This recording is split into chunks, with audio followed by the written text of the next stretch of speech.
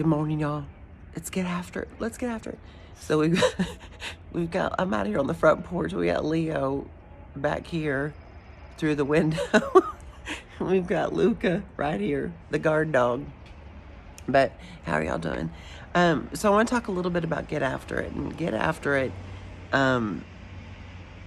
takes a great deal of mindfulness-based training and consciousness when we go forward to embrace things and face them and deal with them in a very conscious way.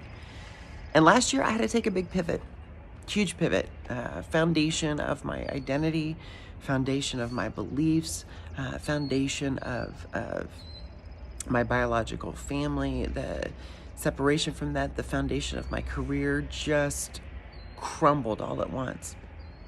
And having to take that pivot, and it really hurt. And that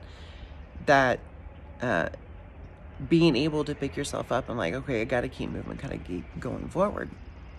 And so last year, even though a lot of us had to take pivots, this was a significant one for me, not because of the virus. The virus actually,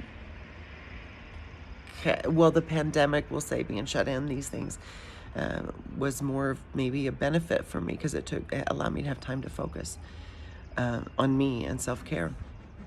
I gotta wave, y'all. I'm sorry. I gotta wave. It's a heavy emotional day, but I still have to wave. And so, 20 years ago, come out to my parents, my immediate family, my parents, my brother, and my sister, for being gay. I came out to them, I'm gay, and I was at seminary.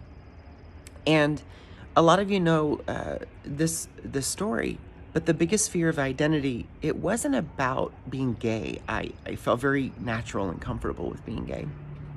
It was the fear of abandonment, rejection from the support system and the identity that I had always known, which is my family. And so I had to take a choice in that pivot 20 years ago, which was, do I stay and live a life that is not authentic, that is not me, that is not happy? Do I stay in that long-term torture and with the conversion therapy, or do I consciously make a choice that this is not right for me, this is not safe for me? And do I say, I can leave and go and create my own family eventually, but I have to go find myself first? And so there was a choice that I had to make, have that support of my family, or find and journey to my happiness and who I am. And so I decided to take that journey, and I know not a lot of people do, and that was my grandmother in the background saying, like, get after it. I had to keep moving, I had to keep going. And so I did leave, but not for reasons that were just for being gay. There was trauma, there was mental and physical abuse, and I always thought and I always visioned.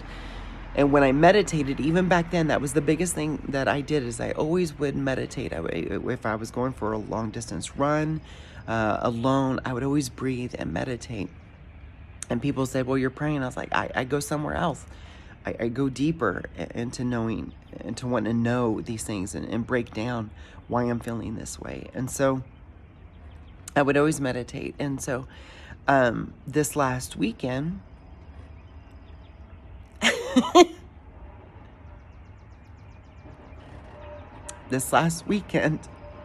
and I never knew, but I would always vision that if my family rejected me for coming out for me being gay,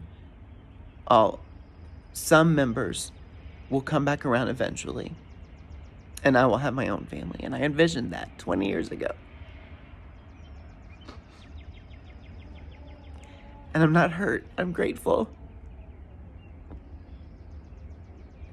There were people in my family who were told to stay away from me because of my sexual deviance due to that homosexual lifestyle. That's what the church taught them.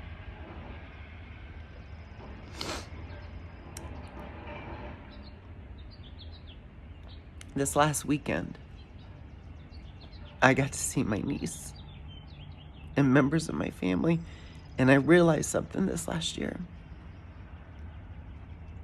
My life took a pivot because it needed me to find me. It needed me to find Clinton Shade, that kid within who was always there. He's just waiting for me to journey out and eventually come back. And I know I posted the other day that, it's the illustration, and I wanted so badly to help my family who have also been hurting from all this trauma. And I realized something this last year is I needed to put my oxygen mask on first. Because they're going to need help. But this last weekend, they got to be with me, spend time in my home with my husband and my family, as I authentically am. And the niece that I was so incredibly close to. She's so big, she's so beautiful, and she's much bigger than she used to be because she was only like she was only 6 to 10 when I last saw her.